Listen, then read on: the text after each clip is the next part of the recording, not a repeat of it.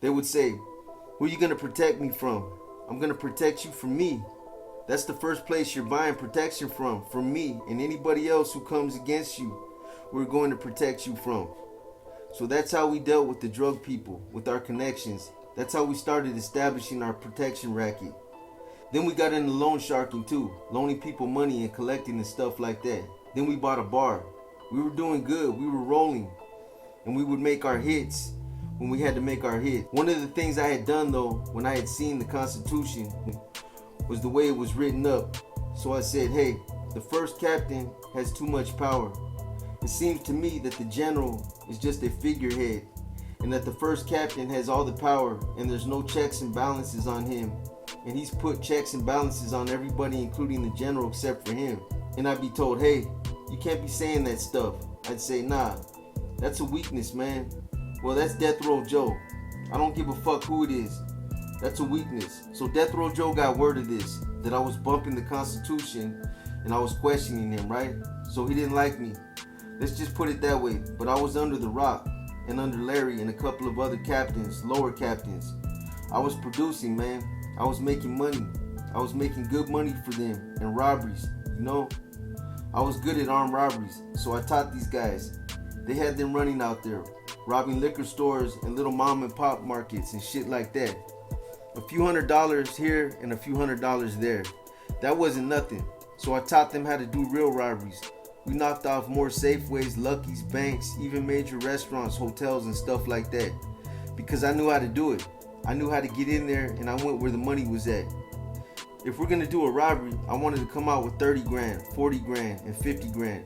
Those were the kind of robberies worth going to do. We're not going to rob a liquor store and come out with a couple $100.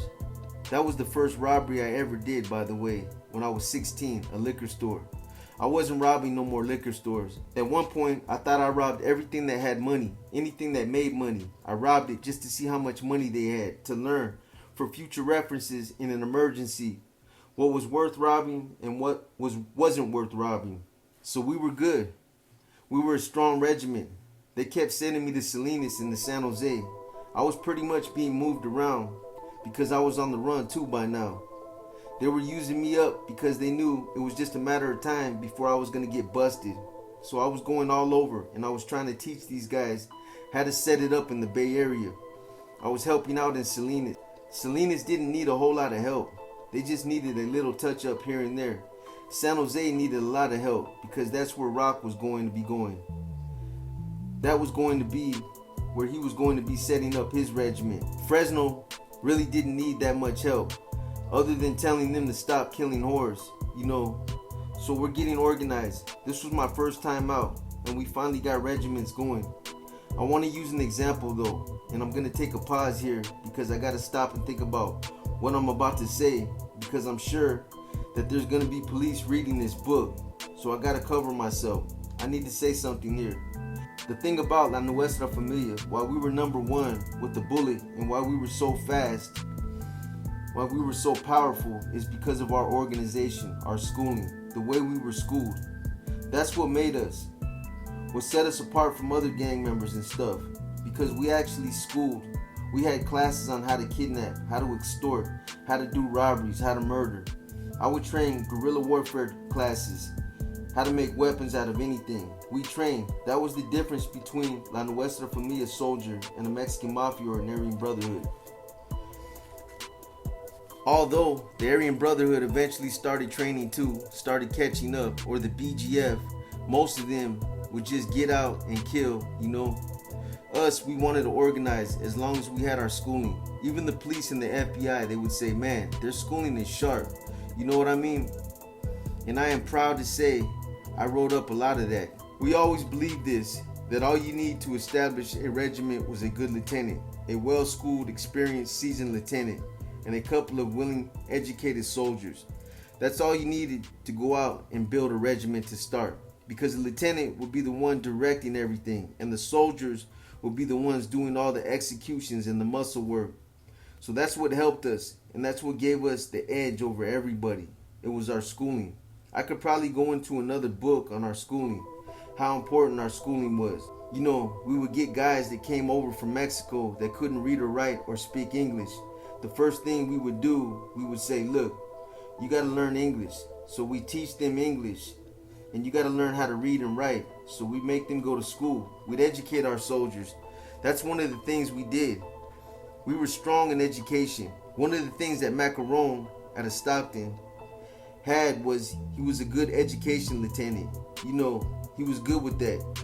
So we knew we were good at that. We tried to pick up the right lieutenants to head our right departments. You know, the teachers, the squad leaders. Teachers, that's what squad leaders and lieutenants were. We would teach these guys who had heart and who were loyal. We would educate them. This is how you go out there and you establish a regiment. This is how you take over. This is how you infiltrate. And I've already gone over that. I know that. I mentioned that. But it's really important to understand that what sets us apart was our schooling. That was what gave us the edge in our organization. How we organized. That gave us the edge over everybody. And we became number one with the bullet. Like I said, we were not just created to go out and kill people and make money just to send it back to guys that had life. Although that was part of it. Because there were brothers who had created us who were never going to get out of prison. And there were some brothers that were going to end up on death row. Like Bobby Loco, Wevel, the true Familianos, dedicated, diehard, loyal soldiers who were victims of an abusive person in authority, a piece of shit named Lucky, who was a coward who wanted to be a gangster, but who wouldn't have the balls and who didn't have the balls to take the hit that sometimes comes with being a leader. Sadder still was Lucky was stupid too. He never should have been given any position of rank or authority. I blame him for Bobby and Wevel being on death row for a bullshit kill.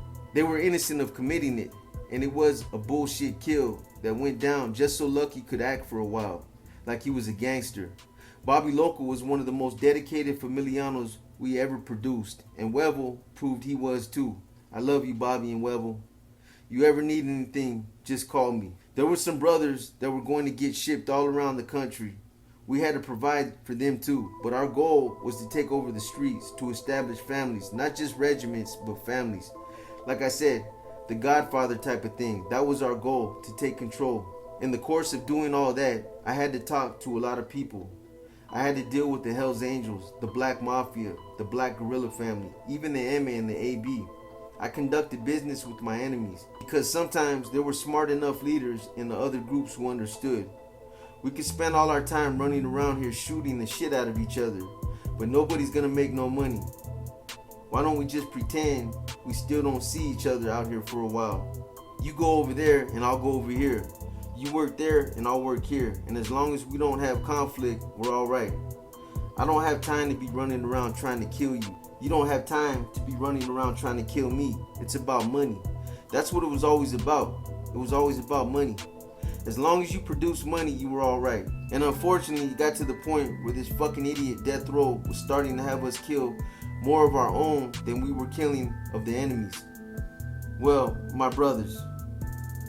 Well, I can't say that I never did, because I did. But I'll say that I didn't kill my own brothers.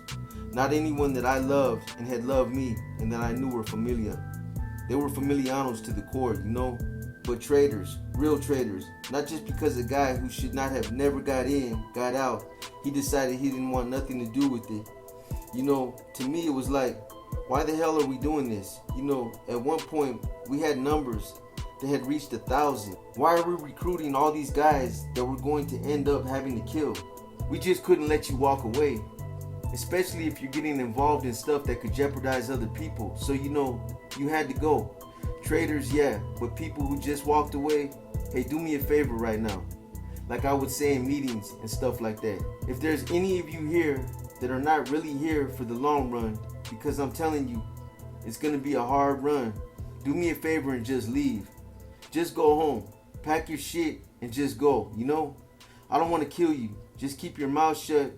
As long as you ain't pointing your finger at somebody in the courtroom, I'm not worrying about you. That was my philosophy. There were other idiots who were like, oh no, we gotta kill him. We gotta kill him. They would end up being the biggest traitors there were. You know, an example like one time in San Jose, this one clown was a captain and nobody got busted. So we told everybody, all the soldiers there, nobody takes a deal. Because if somebody takes a deal, we can clog up the court and they're going to have to start dismissing cases. They can't take us all to trial at the same time. He's telling everybody nobody takes a deal. And the reason why he did this was because he turned around and he wanted them to offer him a deal. So when they offered him a deal, he flipped, and everybody that was under him got fucked. So there are examples like that. I think that in any organization, there's going to be that kind of crap.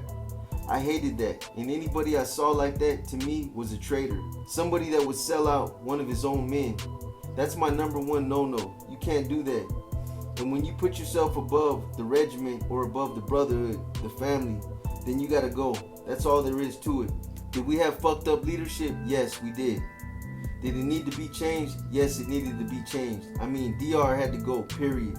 Bobo had to step down because of what he had done, you know? He had fallen in love with one of the soldiers' wives. First chance he got to have that soldier killed, he had him killed so he could have his wife. That was wrong. He had to step down. Though the soldier did technically fuck up by the Constitution, you know, he was supposed to be hit. But he could have been given a pass too. It didn't have to go down that way, and Bobo shouldn't have taken his old lady. So everybody started talking about needing a change in our leadership.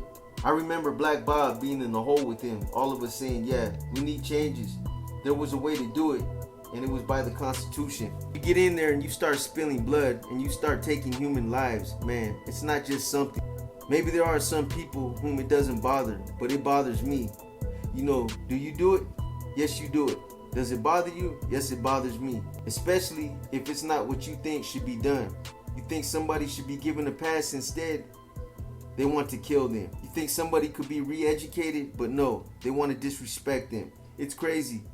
It got to the point where we started killing more of ourselves, each other, than we were killing our enemies. Like I said, that was bad. That was not good. It got to the point where there was a group of us hardcore old timers. We just said, no more, that's it. We made a pact. They try to come for you, we're coming. They try to come for me, you're coming. We had each other's backs. We knew change was in the wind. Cornejo and Bob, they had things in the works. So they were going to steal the regiment. They were going to steal the family. What they did was fucked up. It caused a civil war to jump off. And like I said, I had a sworn allegiance to the Constitution. I remember the day when they gathered us all together there.